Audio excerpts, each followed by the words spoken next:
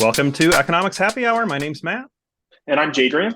I'm thrilled to have you with us. We are again back in the studio, back in our places after we had a few episodes out and about. This is actually the second episode we've recorded back where not in a brewery or at Jet Set, but we're preempting the first one to have a special episode tonight, and more on that in a moment. But first, Jadrian, what are you drinking tonight? I know it's a special Well, it is Matt and I have a very special drink today. Even though we are not at Jet Set and we're not at a brewery, we are still celebrating Jet Set a little bit. We met a very cool guy, Tim Dye, who is a longtime listener of the show, even though he refused to be on the show. We asked to record him. He said no, but he did give us beers. So we have our first listener submitted, I guess, sent in beers. Matt and I are both drinking the Upriver American Pale Ale by Central 28 Beer Company, thanks to Tim Dye, who is a high school teacher out in Indianapolis. So Tim, thank you for listening. One, absolutely, we were happy with that. But then also thank you for giving us beer. This is amazing. So you will be hearing about Tim's beers for the next few episodes, because Matt and I have multiple beers to drink thanks to Tim. So if you want to send us beers, we'll happily take them. Yeah, Matt and I've never seen Matt turn down a beer. We are a fan of beer. As well, everybody who listens to the episodes knows, given we start with a beer. But no, it was really awesome. It was great. Jet Set was so much fun to connect with people. So cheers, and digital cheers to Tim. Thank you again. We're gonna thank you for this for at least the next two episodes. This one's really good. I wondered, what am I going to do if I really don't like it? So, but I think that's delicious. Of course, I like pale ales. You're not quite as big of a pale ale fan, so you might be the bigger test. So I don't mind the pale ales. I don't like are IPAs, which I don't like an Indian pale ale. An APA is fine. I'll do a hazy IPA, but I would say those West Coast. What are they called? I don't know all the hops varieties, but whatever those West Coast grass tasting IPAs, I don't like those. Okay. This is actually really good. This is very good. Curious what rating you're going to give it. It's not going to be a 4. I'm very picky, but it's definitely above a 3.5. I'm going 4.25. I think this is a little bit on the tastier side, especially for a pale ale non-IPA. I'm going to put it around a 3.8. But we'll see how I feel in a couple drinks. Oh, yeah. You get to differentiate finer than I do. I get the quarter point differentiations, and you get all of that. So perhaps we should explain that to our listeners. Matt, so Untappd is a free app, so you should definitely download Untappd. Untappd has given us nothing for this, but it is a great app. The default is you get quarter ranking, so 2.25, 3.75. But if you are a fool like I am, you can become a VIP member, VIP subscriber. I love Untappd so much that I pay for Untappd, even though it's a free app. Right. I'm a supporter, right? That's you're a supporter, and you get to more finely differentiate your ratings. So I get to differentiate by tenths. So I get to leave 3.8 as my review. I also get some cool data. They send me special offers. There's some other stuff, but honestly, Untappd, if you're listening, I'm not using those offers. Yeah. I really just love what you do. So take my money. I'm happy to give it to you. It's a good opportunity to segue, and we might put this into future episodes as well. But Economics Happy Hour is looking for sponsors. So if you would like to reach a number of people, a wide audience of economics nerds, and we mean this in the most loving way because we feel this way about ourselves. If you'd like to reach that audience, please email us at econhappyhour@gmail.com, or just reach out to either me or Jadrian, and we'd love to sponsor your product in our show. Yep. And so Matt and I have some very cool things in the pipeline, new swag, new opportunities. Get in while the getting's good, I think, as they say. I agree. While Matt and I don't have any other competitors, this is your chance to get in as be the first sponsor. Yeah. So that's good. So you at the midterm point of the semester or past midterms, or? I am. It's week 8 for us. So both of my classes have an exam on Thursday. One has an exam Thursday night. One has an exam Friday morning. Okay. And they're both doing very well. I don't know if I've shared this with you. I don't know if we've talked about this on the podcast or not. Virginia Tech is trying something new. I am teaching a majors only principles of microeconomics course. You did. Yep. You mentioned that. Yeah. They are. I love both of it. This is gonna be like a parent answer. I love both my classes very much. But those majors only students, there's something special. Because I think there's like this bond of like they know they're all econ majors. They know that they're gonna see me again. So they are much more invested. Like I'm getting, I have 53, I think, enrolled in the class. I have 49 students show up for an 8 a.m. principles of microeconomics course. Like they're there. That's awesome. No, they are invested and they're doing a great job. They're knocking it out of the park. The big class is always sort of fun in a different way. But yeah, so we're at the midway point. Very cool. Very cool. We are as well. I'm teaching game theory this semester, which is a riot, and I sense your jealousy. I know. It's coming up soon. That's my Thanksgiving break. Right after Thanksgiving is when I do game theory. No, it's fun when it's the whole term. So you just get into all sorts. So we're about to get to N player games, which are an absolute riot to teach. And just it's a fun class. It's 11 students. Nobody has to take this specific class. You can count it towards a few different things, but nobody had to be in there. And that's also pretty nice. So I have 11 students, and it's been a lot of fun. So, and if you remember this from earlier episodes, Matt has his game theory students pay money to play in this game. Do you have who's your running tally? Do you keep a leaderboard? Yep. Yeah, we post we don't post it online. We throw it up on maybe every third class or so on how everybody's doing. And there's definite leaders on how people have been doing. And a fair amount of the leaderboard is luck. So you play the prisoner's dilemma and you choose to defect, right? 2 out of the 11 students chose to cooperate. Okay, well, the lucky 2 students who defected out of those 9 who got paired with the cooperator, they did quite a bit better than everybody else. And so there's a little bit of luck in how it all works out, but there's luck in life too. And so you don't have to say the name, right? So we're not going to violate FERPA rules, but how far ahead is the first part? Like, what's the gap? I'm really curious here. Well, I'll tell you, I mean, honestly, at this exact moment in class, I don't know. The most I've had, people have thrown in 25. The most anybody's ever ended with is like 51, 52. Wow. So, and then one student ended, you remember this number. One student ended with 666. So exactly, that was the lowest ever. Usually it's between 15 to 35, 90%.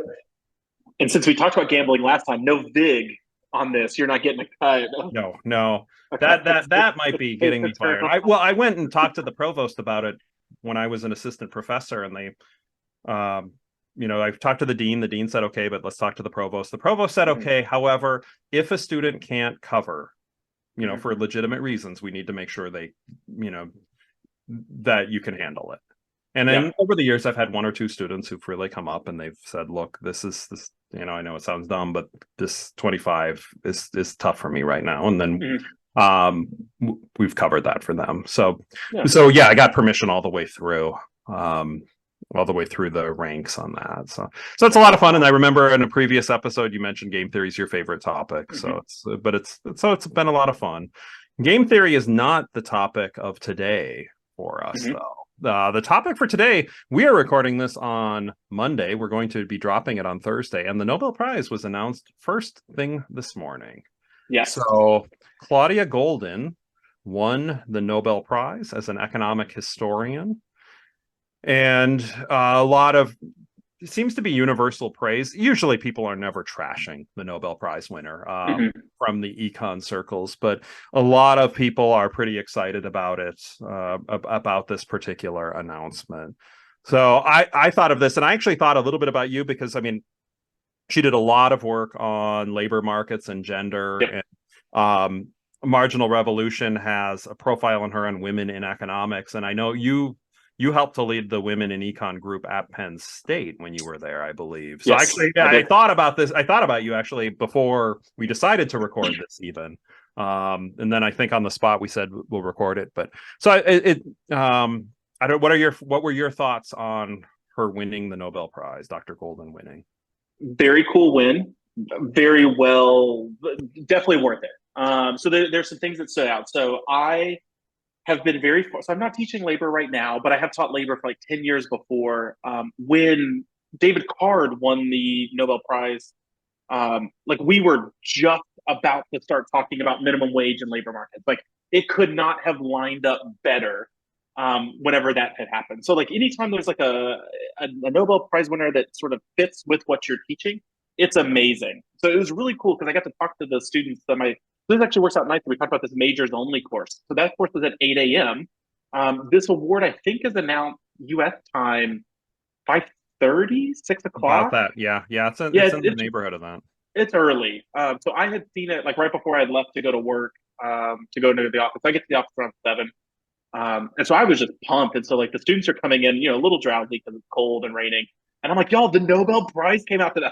So they got to see sort of the both sides of it. And I was like, y'all are econ majors. Y'all need to be way more excited about this. This is like a big deal for us. So Claudia Goldin got her PhD at the University of Chicago, faculty member at Harvard.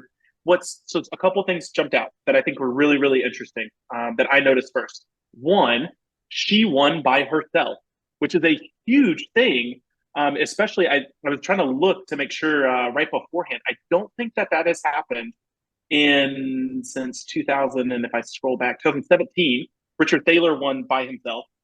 But it's relatively rare to win by yourself. So those of you who are listening, the Nobel Prize for Economics, not a real Nobel Prize. We know it. Please don't comment and tell us that. It is I can't say the name of it. It's the Swedish Bank award in honor of Alfred Nobel. So we call it a Nobel Prize. It's a Nobel Prize though. But there's a lot of like little rules. You can only up to 3 people can win. So you can't have more than 3 at a time. You have to be alive. You have to be alive. So there's no posthumous award. And it doesn't have to be split. Like if 3 people win, it doesn't have to be split in thirds. I think last year it was one person got half, the other 2 got a quarter. So they do some kind of goofy type things. But the idea is it's based on like sort of a broad scope of importance. And I think for the recent winners, no one was surprised. I think people were surprised that Claudia Goldin won, but that she won now. I think people realized like she was gonna win eventually. I think it's probably more surprising just that it happens to be this year and not like 3 years from now. The previous ones make sense sort of timing wise. You think about like bank runs, macro markets.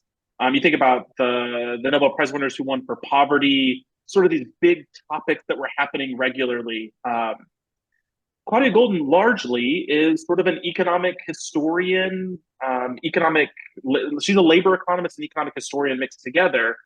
But she's not necessarily like an applied labor person like the previous one. So she has sort of a different research agenda than previous ones. Her big emphasis, her big study is on studying women in the labor force and labor market outcomes and what sort of things make women participate in some markets but not others, and stay at home and not others, and gender wage gaps. So it's important, but I think if you were to sort of frame it in a societal importance, she's probably a couple years too late. Right? I think when we talk about women in the workforce, I feel like that was a big topic, a decade ago, maybe.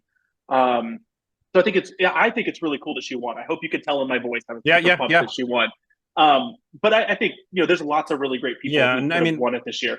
No, it is. You're right. I mean, in terms of like where somebody is in their lifespan, it seems I'm not going to say the age here, although you on Wikipedia page, right? I mean, it could have been a decade ago, right? Very reasonably could have been a decade ago.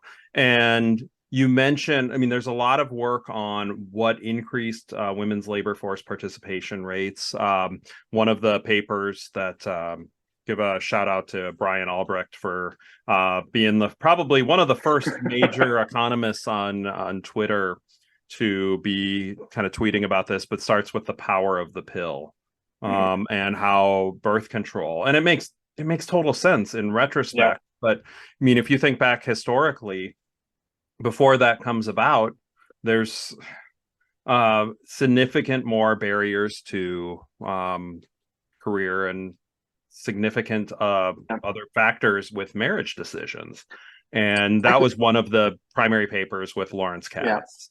I can talk a little bit about this. So I'm gonna flash this back. So maybe when we get to our conversation about pop culture, I'll remind you of how great this book is. Tim Harford's 50 Inventions That Changed the I Economy. you caused me to read it. I read that one. Yep. It's a great book, right? It's a fantastic book. It's fantastic. They talk about the pill. They talk about birth control in there. I actually clip that chapter out and assign it to my large lecture 500-person principles course. We have a section on labor economics. That's their assigned reading for the week, and it is absolutely fascinating. I give reading. I give a reading or a podcast every week for my students. A lot of them don't do it. I know they don't do it. Um, we're in week 8 right now. I have not had a single student ask me or come to my office hours or talk to me or even mention any of the readings we have done except the reading on birth control. I had multiple students come up and talk to me about that and about how just absolutely fascinating it was. So maybe, I don't know if it was the topic or if it was Tim Harford. I don't know what it was, but it's a fascinating story. So I can kind of tell big picture sort of how they studied it. You sort of mentioned it, and I think you're right. It does make sense. But essentially, birth control comes out in the 70s. And what we see sort of in the years following that birth control comes out publicly available for like, I think it was early 60s, but I think that was for married couples. There was like this weird timing. Yeah, you could only get it if you were married, and then it was available to all women in the 70s. I'm fairly confident. Please fact check me on this. But around the 60s or 70s, you could get it if you were married, and then single women could get it. But essentially, opening it up to everyone basically resulted in women increasing their enrollment in law school, medical school, business school, finance, engineering. Like basically, women take off in all these other fields that were predominantly male-driven fields before. And they do some really cool stuff about like different. I think our nerdy econ followers will love this, right? So, how did they actually know that that's what caused it? Well, some states allowed it to happen earlier, so you could check which states allowed it to happen earlier versus later, things like that. But basically, enrollment in medical school, law school, professional degrees just took off after that time period, and largely is attributed to just pretty much open access to contraceptive.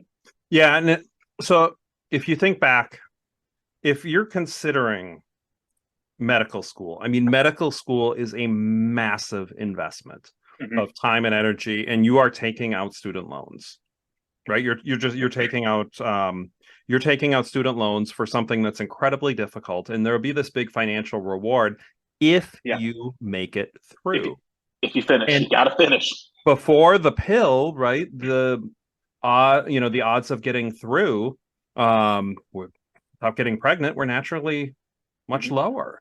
And so not even just money, right? You need 6 or 7 years of your life. Yeah, it's a perfectly, right? Yep, it's a 100% rational. I mean, any economist would say, right? The incentives should mean fewer women were going to med school then, and more women should go now, just because of this change. Same would be true about law school, right? 3 years in law school, it's not the same as the 7 years, but it's still a massive investment, and it is 3 years of time. And 3 years of time at a time period when women largely were having children at a very high rate, right? You think about like when you're 23, 24, 25, sort of that prime young women having children, kind of especially in the 60s and 70s. And so I think that a lot of it, and that's the story that we hear now, is right, like that's part of why we see age of first birth or age of first pregnancy is so much later now. I want to say it's around 27 or 28, whereas before it was like 21, 22, 23. And a lot of that has to do with the pill. Is we can delay things now, so that you can focus on education. Yeah, and even if you are even if you are married, right? I mean, it would be might even be more so for married couples, an option for increasing educational level. So that's a pretty, once again, a lot of the top econ papers really make total sense, and they're common sense, but it's the person who goes through and shows that it happened, and then you see it and you hear it and you're like, wow, how did we not think of this before? And to me, actually, that's the best paper, is the one that it makes total sense. How did I not think about doing this or testing this? Somebody did, and they found a very good way, and that was comparing by the states to And there's a reason they're Nobel laureates because they're very good at making really complex things, right? Like Matt and I are talking about this as like, oh yeah, obviously this is the case, right? But they have to empirically prove step by step, how do you know it's this and not like some other factor that happens at the exact same time, right? But they have the ability and the skill to articulate that that most economists just, we can do it now that it's 20 years later and we can look back and say, yeah, obviously. But those are, I kind of joke about like the Coase theorem, right? Like it's obvious now, but at the time it wasn't. No, and we could say it's obvious, but when the pill first comes out, right, was it obvious this was going to happen to most people? Probably not. Probably not. It was a fantastic work of fantastic research by Claudia Goldin. There's a few other papers that are mentioned or some other things that are mentioned. The main two things that I looked at were Brian's tweets and Marginal Revolution. Those were kind of the two that I'd gone through. I had heard I believe it was Conversations with Tyler that Claudia had done before. So I don't know if you have another paper that she did that you might want to highlight. No, I mean, a lot of her work is in this sort of women participating in the labor force, sort of what are the causes of changes of what jobs they're doing, but also sort of what are the impacts in terms of the gender wage gap. So how does participating now in law degrees and medical degrees, how does that change the gender wage gap? Yeah. How does that change things like the size of the family, household production, things like that? So I do want to highlight one thing, right? She's a labor economist, but what's sort of interesting, I don't know if anybody picked up while we were listening to this, she's studying what's happening in the 1960s and 70s and 80s. So she's an economic historian as a labor economist. And like, I don't think we've actually really gotten to talk about what an economic historian does. Matt gets to work with an absolutely amazing economic historian at Susquehanna. But economic history is a very small subset. I'm going to say small in the sense of there's not that many economists doing economic history. Yeah. But what they do is they get to play with just really incredible data. So Matt, why don't you share a little bit? What does an economic historian do? Since you get to work with an amazing economic historian. Yeah, and at some point, right? If we should actually have Teresa Finley on. She's at Susquehanna. She's on sabbatical now. She is working. Her work is taking her to southern France, and she's doing archival research. But like work could be you're going through archives and you're digging up pricing data on some events that happened, and you're exploring the kind of the economic situations at the time. Does it make sense? How it's kind of digging up. I don't want to I'm not saying as much on Teresa's research because I do think it might be pretty cool to have her on to talk about it. It's so fascinating. So. Yeah. But it's looking through, I mean, the stuff she did was from data that's 200 almost 250 years old, and it explained economic phenomena on property rights and enforcements, and did individuals in France behave as economics would have predicted, and it's really fascinating to see what happened. So it's a very cool field. I can tell you, I am an impatient person. I don't know that I would have I don't know that that's for me, but I know for Dr. Finley, she says she loves the idea that she gets to dig in and go check out the archives and dig through the stuff. Like that's a lot of fun. It's really rewarding, and it's probably the fact that she enjoys that's probably why she's so fantastic at her research. So. Yeah, I love history. So like I like the idea of doing it. I'm not sure that I'm patient enough to do it. Claudia Goldin, she's an economic historian studying labor markets from decades before. So she's going through basically archival data from the BLF to study labor, like, where are people getting degrees and stuff. So it's really easy for us to sort of sit back and go, well, yeah, obviously, like she's just looking at old data sets that are online. And we take for granted that the data sets are now online, that we can do that. And it's because of people like Claudia Goldin that the data sets are now online. Yeah. She published that paper in 2002. So for frame of reference, right? So she's looking at data from the 1960s, 70s, 80s, tracking women participation. That paper is published in 2002, which means she was probably starting to work on it in like the late 90s, early 2000s, because econ's really slow. So it takes a while.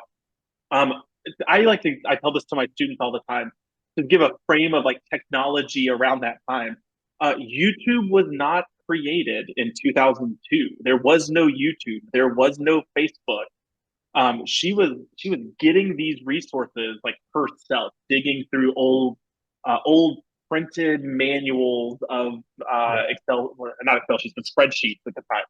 Right. So we can look at this stuff now thanks to people like Claudia Goldin. So it, absolutely just incredibly deserving of the award. So I was really happy to see it. Yeah. Everything I've heard, everything I'd read, what I'd seen from her before, I completely agree. Seems like a very deserving candidate. And so we decided we'd break our usual thing of recording and then dropping it a month, or a month later, that we were going to record this on the Monday. This will be about as unedited as it gets. We're not going to even send this over to Charlotte. Well, I have asked Charlotte if she'll make us the thumbnail because she's really great at those. But and then we'll put this up. So thought it was great to get to you. But yeah, congratulations. She has no idea who I am. At least she might know who you are. No, but congratulations she does not to Claudia Goldin on the Nobel Prize, and hope you found this fascinating. Any pop culture you wanted to share? You mentioned that you had a book that you thought you might want to. Yeah, I'm gonna repitch Tim Harford's book, the 50 Inventions That Changed the Economy. So that was, it's not the first time I had heard about the pill study. The Marginal Revolution University video is very good summarizing that work.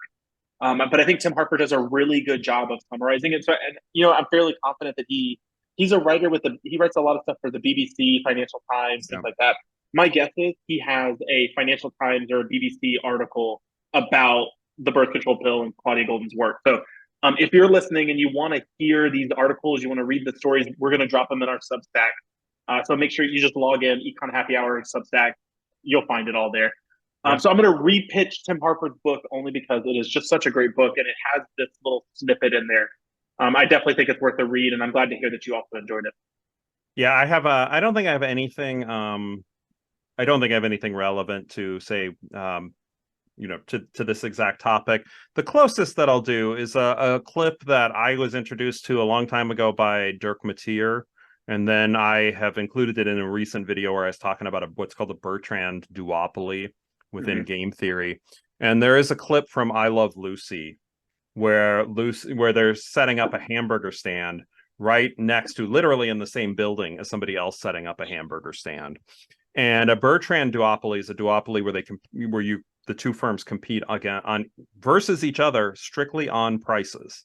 And they end up taking it to the extreme in this one. So we can put the clip in here, but the prices go way lower than they should because they actually get into a little bit of a kind of a battle and a bidding war. That's the correct Bertrand terminology, right? Well, I think they were concerned more about, I guess, quote unquote, winning the customer than actually how much money they were going to lose based on winning the customer. So I use that clip in my Principles of Econ class, not to talk about Bertrand duopolies. I use it to talk about the shutdown point for a perfectly competitive firm. And I go, look, they're selling identical products. They have information, and when it drops between a certain so it also works. So those of you who did not teach game theory, if you teach Principles of Micro, you can also sort of use it in a bunch of different ways too. I mean, it makes sense though. It's two identical products that are going. I think I don't know that I would have done it for the shutdown rule, but for perfect competition in general, I think it's perfect. Yeah. Right. So I do it in the long run, perfect competition, like the sort of the shutdown rule, break even profit, like that sort of stuff. Why, how do we get down there? Actually, before we go, let's loop back to Claudia. Claudia does have a book. So Dr. Goldin has recently released a book. She's released a couple books. One of the books I'm going to say I will not recommend, not because I think it's a bad book. I will not recommend it just because it's an academic book.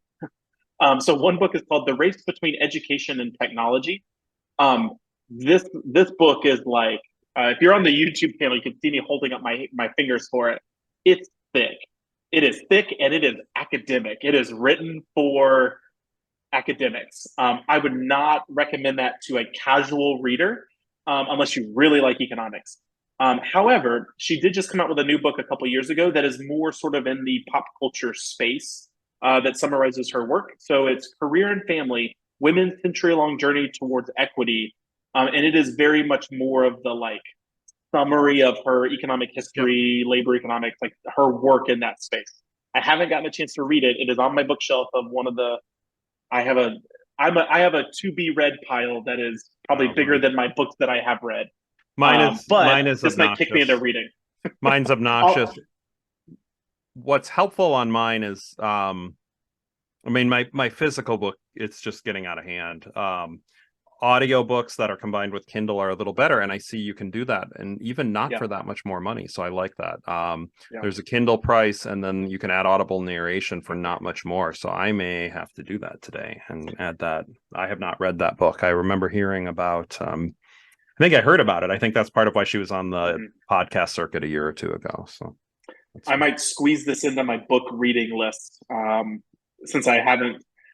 I read too many books at a time. I'm not a one book at a time person, so I can easily just squeeze another one in there.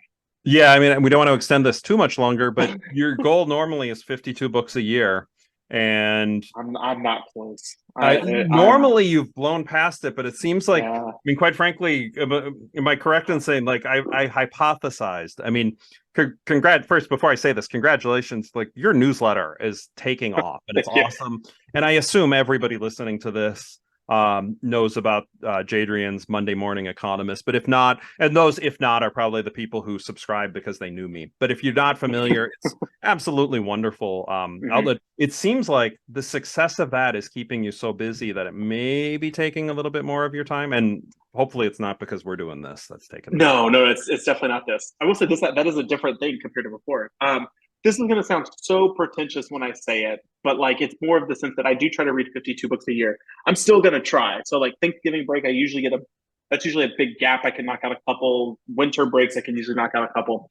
Again, this sounds so pretentious, and I'm so sorry for saying this, but I'm only at 21 books for the year, which is still so much. I am about to wrap up another couple. So I read like 5 or 6 books at a time in different spots of the house. So like, it's sort of like watching TV at different places and times. So like the couch book is this book, and my bedroom book is this book. So I would say if I kind of add up all the pages, I'm probably around 23, 24 ish. So I'm not even halfway. This could be the year that I don't do it, but I'm gonna try. You're gonna try. I don't keep track. I would guess I'm close to you though for the year. Okay. I might be a couple behind. But you gotta download Goodreads. It's the untapped for books. I know. I need to do that, or at least keep a spreadsheet or something. And I've tried keeping a spreadsheet, but then I don't update it. But anyways. Yeah. Well, thank you to everybody for listening. We appreciate it. Please leave a 5-star review and a comment. And remember, we have Economics Happy Hour stickers. We are happy to send some out. We just gave some away to an individual who was kind enough to leave a 5-star review. Patrick, thank you, Patrick. So we're happy to send some to you. If you'd like some stickers, just do us the favor of leaving the review, and we'd be thrilled to send that to you. Absolutely. And I will even send you some Monday Morning Economist stickers too. I'll tag on top of that. Yeah. I mean, I could throw in the Sigmund Weiss School of Business ones if you want that. We got stuff. We've got stuff. Like, subscribe, leave the rating. That's what we need. Yeah. Well, any closing words of wisdom for the audience? No, but you're ahead of me. I have just an inch left of my beer. Yeah. But it's still really good. So Tim, thank you again. Thank you again. Thank you over and over for the next at least 2 episodes. Yep. Well, and to everybody else, thank you. And Jadrian, cheers. Cheers.